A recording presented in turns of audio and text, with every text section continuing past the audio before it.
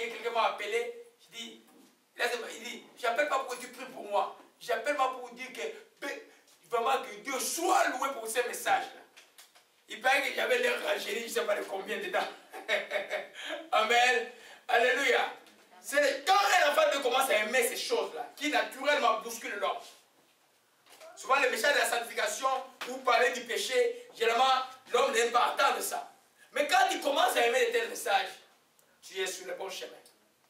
Alléluia. Nous commençons toujours avec notre texte de départ qui disait, Hébreux 12, verset 14, je vais demander à Frère Nari de nous lire cela, et puis on va avancer. Amen. Je ne vous ai pas fait le rapport de mon voyage parce qu'il ne va pas beaucoup de temps.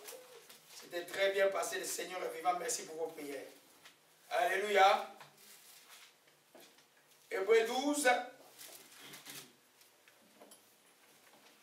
Hébreux 12, verset 14. Recherchez la paix avec tous et la sanctification sans laquelle personne ne verra le Seigneur. Amen. Amen. La sanctification sans laquelle nul ne verra le Seigneur. On a vu c'était quoi la sanctification? C'était être mis à part pour Dieu, être séparé pour Dieu et vivre pour Dieu. Alléluia. Alors aujourd'hui, après on a continué le deuxième dimanche. On a vu qui était saint, on a vu que tout le monde est saint ici. On a Saint Nari ici, on a fait Saint Mido ici. Tout le monde est saint. Vous n'êtes pas saint parce que vous êtes sans faute, vous êtes saint parce que vous appartenez à Jésus-Christ. Alléluia. Alors on a beaucoup parlé de qu'est-ce qui doit être sanctifié. On a parlé de la sanctification de l'esprit qui n'est pas notre œuvre, qui est l'œuvre de Dieu. Amen. À partir du moment où Jésus, quand il est mort, son sang nous a sanctifiés. Alléluia. En d'autres termes, le jour où tu as reçu, c'est lui qui t'a donné le pouvoir de devenir enfant de Dieu. En d'autres termes, tu es à lui par le Saint-Esprit qu'il a mis sur toi comme sceau. Alléluia. On a vu que la sanctification de l'âme, c'est un processus qui se fait par le renouvellement de l'intelligence. D'où l'important pour les chrétiens de lire la parole, afin que la parole puisse meubler ses pensées, afin que ses attitudes, son comportement puisse changer plus tard. Alléluia. Et puis on a vu, on a pris beaucoup de temps avec la sanctification du corps. Amen. Et la Bible parle beaucoup de la sanctification du corps. Comment mettre notre corps saint. On a vu les trois potes dans. Je vais ajouter un autre aujourd'hui là. Mais quand nous prenons qui sont les oreilles, les yeux et la bouche. Amen. Ce que tu écoutes est extrêmement important. La même chose que la Bible dit, la foi vient de ce qu'on entend, ce qu'on entend vient de la parole de Dieu. Autre chose aussi qui est contraire à la foi viendra toujours par les oreilles. Quand tu écoutes ce qui est impur tout le temps, tu agiras selon l'impureté que tu écoutes. Parce que ce que l'impureté va faire, tu vas commencer à relativiser les choses de Dieu. Amen. On a vu aussi qu'on devait sanctifier nos yeux. Nos yeux sont pour la gloire de Dieu. Je vais faire des prières dessus sur ça, comment sanctifier ces organes. Amen. David dit, je ne mettrai rien de mauvais devant mes yeux, la conduite des péchés ne s'attachera pas à moi. Amen. Quand tes yeux regardent ce qui est impur va te conduire à la vie un jour. Et puis on a vu la sanctification de la bouche dimanche passé. Amen. La Bible dit c'est l'abondance du cœur que la bouche parle. Amen. Ce n'est pas ce que nous mangeons qui nous rend impurs, mais ce qui sort de notre bouche. Amen. Les amertumes, les clameurs, les murmures, les plaintes, toutes ces choses-là nous suivent. Alléluia. Alors l'apôtre Jacques a pris l'exemple d'un gouvernail, d'un bateau pour montrer la langue, comment ça doit être maîtrisé. Quand ta langue est maîtrisée, elle va t'amener vers le bonheur. Quand elle n'est pas maîtrisée, elle va t'amener dans le malheur. Alléluia. Tu sais, le proverbe dit que la mort et la vie sont au pouvoir de la langue. Alléluia. Et c'est ce qu'on a vu dimanche passé. Amen. Alors, je voulais juste ajouter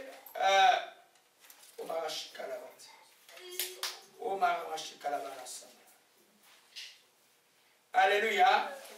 Amen. Alléluia. Alors, on peut dans 1 Thessaloniciens chapitre 4, je vais vous montrer quelque chose. Amen. Je vais vous montrer quelque chose qui en fait, j'avais déjà parlé de ça. Je vais un peu vous enchaîner sur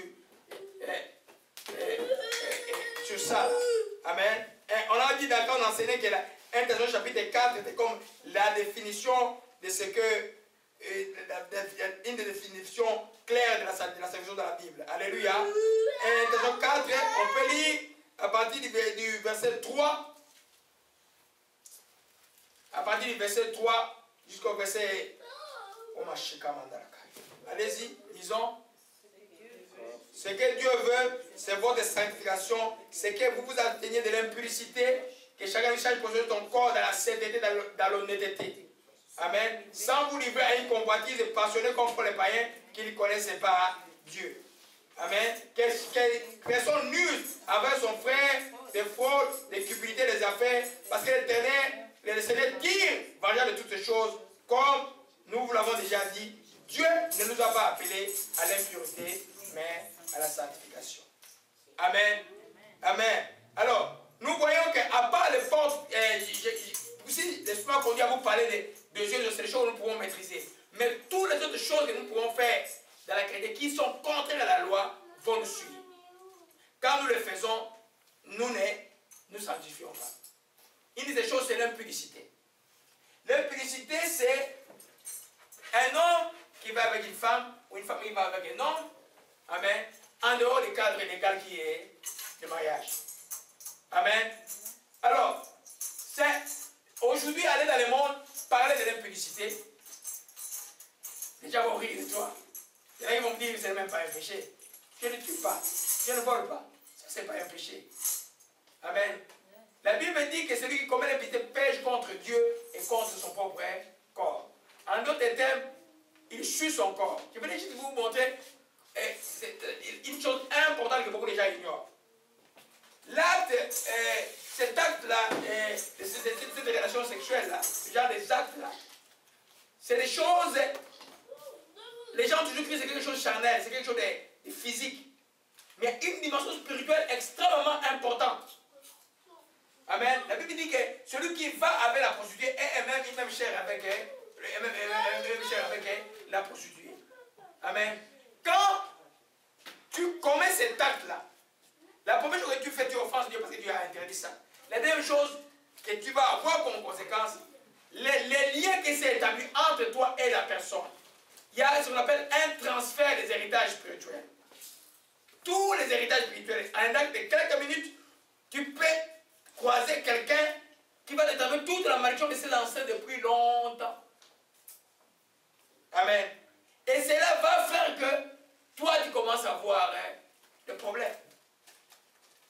Alléluia. Et je connais des gens qui étaient ici à Galgo, je leur disais, ne faites pas ça. La femme était au Congo. Et la femme arrive, ils ont joué ici un peu partout là. Et puis ils s'étonnent qu'après 2-3 ans, la femme commence à avoir les idées qui ne sont pas correctes. Transfert des démons. C'est une chose très très sérieuse. Les malédictions, tu vas les accueillir. Je connais un ami qui était un grand frère, je disais, non, c'est ça, c'est mon ami, un de mes amis qui est déjà mort. Il était très, à notre, quand on avait quoi, 35. Il passait des millions là quand on avait 30-35 ans. Il était en Suisse. Il est venu dans un pays, en Guinée, pour des affaires. Il est sorti avec une femme une soirée. Quand il est rentré dans le mois que toutes les affaires étaient par terre. Et quelques années après, il était mort. Simplement ça. Il était marié. Bon.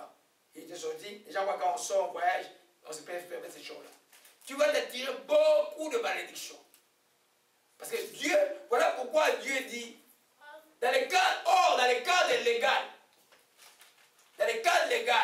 si un croyant est marié à un non-croyant, puisque dans les croyants, c'est Jésus qui est là. Puisque Dieu, c'est un Dieu des alliances. Et quand il est dans une alliance, celui qui est en Christ et sa force, la force de Christ dans la vie de cette personne est propondérable par rapport à la force du péché ou de la malédiction. L'autre est sanctifié par l'homme ou par la femme qui croit à Dieu. Voyez un peu. 1 Corinthiens chapitre 7. Alléluia. Donc, c'est pas dans les cas légal, vous voyez que la personne qui croit en Christ, celle qui n'est pas sanctifie l'autre, quel que soit son état spirituel. Sorcier, bouddhiste, tout ce que vous voulez là, la personne quand il est marié à un chrétien, l'autre est sanctifié, en d'autres termes, est mis à part pour Dieu. En d'autres termes, Dieu la nettoie à travers l'autre, à travers ces mêmes actes. Ce n'est pas à travers les papiers, aussi à la mairie là, à travers les mêmes actes. Amen. Donc il y a une dimension spirituelle très, très profonde. Alors, si vous ne faites pas attention, cette porte-là, vous ne la contrôlez pas, bon, vous allez vous détruire la vie inutilement. Amen. Dans le langage de mon pays, on dit, oh, il va y avoir chance. Donc on va te voler les chances. Amen. Ça c'est le langage du monde. Amen. Il y a beaucoup de gens qui ont prédit même les années de vie. Amen. Il y a des filles, certaines femmes prostituées avec ce genre d'histoire de voler la vie des jeunes gens. Tous mes amis d'enfance qui ont fait ces choses-là et qui venaient nous, quand on avait 15 ans, venaient nous, autant nous réunir, nous voler les espoirs, ils sont morts aujourd'hui. Tous nos amis qui étaient à l'école secondaire, là, 15, 16 ans, 17 ans, sont morts. Tous. Amen.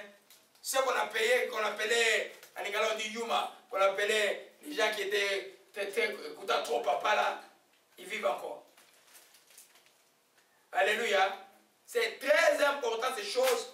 Et en ces temps ici, de parler ça avec nos enfants, parce que c'est très précoce ces temps ici. Il faut les parler. Parce que ça vient détruire les temples de Dieu. Alléluia.